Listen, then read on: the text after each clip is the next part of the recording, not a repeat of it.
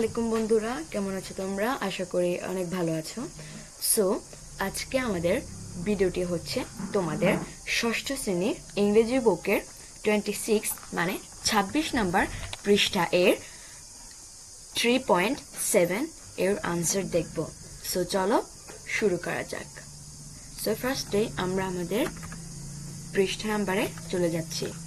So এই যে গত ভিডিওতে আমরা আমাদের লিস্ট অফ দ্য নাউন এবং pronounce use for the nouns এটি লিস্টটি সমাধান করেছি। সো এখন আমরা করব 3.7 এর সমাধান। সো ফার্স্ট আমরা পড়ে নিই আমাদের 3.7 এর কোশ্চেনে কি বলেছে। In pairs অথবা groups read the following sentence and write why the underlined article are used in the sentence. জোড়ায় বা দলে নিচে বাক্যগুলো পড়ো এবং নিচে দাগ দেওয়া আর্টিকেলগুলো কেন ব্যবহৃত হয়েছে তা লেখো। সো ফার্স্টে আমাদের আছে 1 নম্বরে আমাদের আর্টিকেল আছে One day a cowboy was walking his cows too. হ্যাঁ, এই যে আমাদের ফার্স্ট যে আমাদের ফিউচার লাইস ইন প্রেজেন্টের প্রথম ইয়েটি। হ্যাঁ, সো এখানে এই যে আর্টিকেলে দাগ দেওয়া আছে এ। সো প্রথমে আমি তোমাদেরকে মুখে বলে দিচ্ছি এর উত্তর, তারপর আমি সরাসরি এর উত্তর দেখিয়ে দিচ্ছি। সো এখানে এ ব্যবহৃত হচ্ছে প্রথমে। সো এ আমরা জানি এ হচ্ছে ডিফিনিট আর্টিকেল। হ্যাঁ, আমরা সবাই জানি এ হচ্ছে ডেফিনিট আর্টিকেল মানে হচ্ছে অনির্দিষ্ট। হ্যাঁ, এ দিয়ে কোনো জিনিসকে অনির্দিষ্টভাবে বোঝানো হয়। তো ঠিক একইভাবে এখানে আমাদের রাখাল বালককে অনির্দিষ্টভাবে বোঝানো হয়েছে। হ্যাঁ, অনির্দিষ্টভাবে রাখাল বালককে বোঝাতে ব্যবহৃত হয়েছে এ। এই যে কাউবয়কে অনির্দিষ্টভাবে বোঝাতে এ ব্যবহৃত হয়েছে। তাহলে আমরা লিখতে পারি to refer to an indefinite cowboy. To refer to an indefinite cowboy. So দ্বিতীয় নম্বর বলেছে he meet an old wise man. মানে তিনি তিনি একজন বয়স্ক প্রাপ্ত লোকের সাথে দেখা হয় বা সে একজন বয়স্ক প্রাপ্ত লোকের সাক্ষাৎ পেল। সো এখানে অ্যান ব্যবহৃত হয়েছে। তো আমরা সবাই জানি এ এবং অ্যান হচ্ছে ইনডিফিনিট আর্টিকেল মানে অনির্দিষ্টভাবে বোঝানো হয়েছে। সো এখানে একইভাবে ব্যক্তি এই যে একজন ওয়াইজ ম্যান, হ্যাঁ, এখানে অনির্দিষ্টভাবে একজন ব্যক্তিকে বোঝাতে ব্যবহৃত হয়েছে। অ্যান অনির্দিষ্টভাবে একজন ব্যক্তিকে বোঝাতে ব্যবহৃত হয়েছে যে ম্যান। সো তাহলে আমরা লিখতে পারি to refer an indefinite indefinite person. To refer an indefinite person.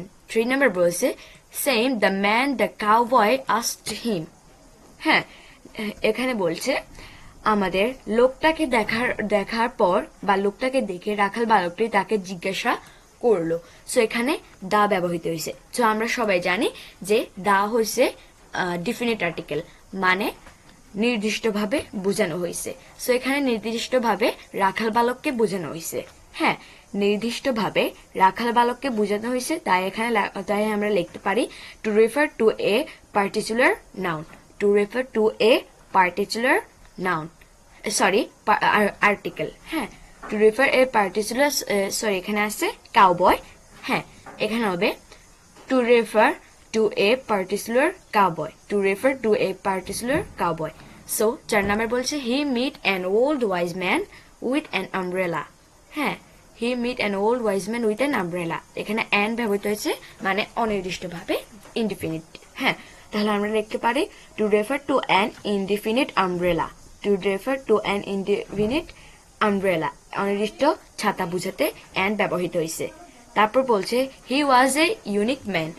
মানে সে একজন অন্যান্য ব্যক্তি। সো এখানে ম্যান যখন ইউনিক ম্যান বোঝাতে হয়েছে, তার মানে এখানে হয়েছে যে অনির্দিষ্টভাবে বোঝানো হয়েছে। তাহলে এখানে হবে অনির্দিষ্টভাবে একজন ব্যক্তিকে বোঝাতে এ ব্যবহৃত হয়েছে। তাহলে এখানে হবে two refer to an indefinite person. Two refer to an indefinite person. So এবার আমি তোমাদেরকে ডাইরেক্ট উত্তরগুলো দেখি। সো এই যে আমরা আমাদের উত্তরগুলোতে চলে এলাম, এই যে আনসার। সো আমরা ফার্স্ট নাম্বার বলেছিলাম এই যে টু রেফার, হ্যাঁ, এই যে two refer to an indefinite cowboy, to refer to an indefinite cowboy অর্থ হচ্ছে অনির্দিষ্ট রাখাল বালক বুঝাতে ব্যবহৃত হয়েছে, হ্যাঁ বুঝাতে। দ্বিতীয় নাম্বার হচ্ছে two refer an indefinite person অর্থ হচ্ছে অনির্দিষ্ট ব্যক্তিকে বুঝাতে ব্যবহৃত হয়েছে। তারপর হচ্ছে two refer two a particular cowboy, হ্যাঁ অর্থ হচ্ছে নির্দিষ্ট রাখাল বালক বুঝাতে।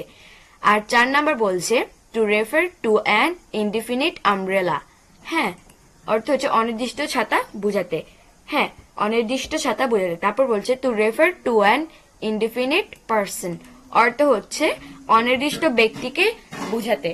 সো আজকে আমাদের ভিডিওটি এ পর্যন্তই রইল। সো আশা করি ভালো থাকবে। সো যদি ভিডিওটি ভালো লেগে থাকে তাহলে অবশ্যই আমার ভিডিওটিকে সাবস্ক্রাইব করে রাখবে এবং বেল আইকনটি প্রেস করে রাখবে। সো ভালো থেকো, আসসালামু আলাইকুম।